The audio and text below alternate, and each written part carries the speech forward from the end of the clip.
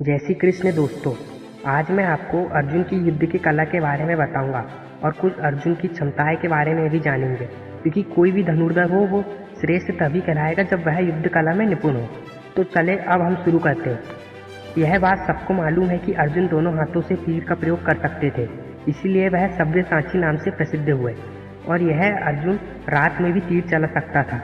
यह बात गुरु द्रोण को पता चली जब अर्जुन गुरुकुल के दौरान अंधेरे में तीर चला। स्वयं गुरु द्रोण को भी हैरत में डाल दिए थे। और अब मैं अर्जुन की फुर्ती के बारे में बात करूंगा। जब अर्जुन रंगभूमि के समय अपना पराक्रम दिखा रहे थे, उस समय लोगों ने अर्जुन की अद्भुत फुर्ती देखी। वहां अर्जुन ने 5 बाण मारे, पर लोगों को सिर्फ एक बाण ही देख सके। और अर्जुन के हाथों की फुर्ती के कारण साधारण धनुष अर्जुन के हाथों या बाहुओं का वेग नहीं सह सकता था, वह टूट जाते थे। इसीलिए वह गांडीव का उपयोग करते थे हर जगह। अब हम अर्जुन की एक और कला के बारे में बात करेंगे। अर्जुन शब्दभेदी बाण चलाना जानते थे। इस चीज के बारे में आपको तब पता चलेगा जब अर्जुन निवात कवच दानवों से युद्ध कर रहे थे।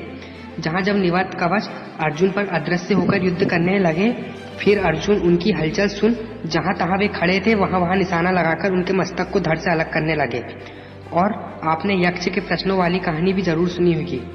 वहां भी अर्जुन ने जहां जहां से आवाज आ रही थी वहां शब्दभेदी बाण चलाकर सारे आकाश को बाणों द्वारा भर दिया था। अर्जुन ने एक और बार शब्दभेदी बाण का प्रयोग किया था जब वह चित्रसेन और गंधर्व से युद्ध कर रहे थे। उस समय गंधर्व ने माया जाल जब करना शुरू किया था, उस समय अर्जुन भी शब्दभेदी बाणों का उन पर प्रयोग करने लगे उनकी हलचल से। अर्जुन की फुर्ती का एक और वर्णन सुनिए। भीष्म पितामह और अर्जुन का युद्ध चल रहा था। उस समय अर्जुन ने 3 बाणों से भीष्म जी का धनुष काट दिया। भीष्म जी ने भी पलक मारते ही दूसरा धनुष उठा लिया और उन्होंने जो ही उसको खींचा था उतने में ही उस धनुष को भी अर्जुन ने काट दिया। अर्जुन की यह फुर्ती देख भीष्म पितामह भी उनकी तारीफ वही करने लगे थे। अर्जुन ने अपनी फुर्ती से श्री कृष्ण को भी कई बार अपनी प्रशंसा के लिए मजबूर किया था। जहां अर्जुन अकेला था और उधर हजारों रथियों, घुड़सवार, हाथी सवार सबने अर्जुन को घेर लिया था चारों तरफ से। फिर अर्जुन ने इतनी फुर्ती से बाण चलाए कि वहां देखने पर ऐसा लग रहा था कि सारे घोड़ों, हाथियों और रथियों का सिर एक साथ कटकर जमीन पर गिर रहे हैं। यह अद्भुत कार्य को देखकर श्री कृष्ण भी वहीं पर अर्जुन की फुर्ती की प्रशंसा करने लगे थे।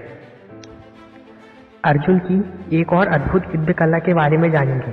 जहां अर्जुन जब स्वयं इंद्रदेव से युद्ध कर रहे थे, जब इंद्रदेव ने अग्नि को बुझाने के लिए जल की बहुत ज्यादा वर्षा करने लगे और मोटी मोटी धार लगा दी, तब अर्जुन ने इतनी बाण वृष्टि कर दी थी कि पानी धरती तक ही नहीं पहुंच पाया। बाणों के कारण आकाश में ही रुक गया।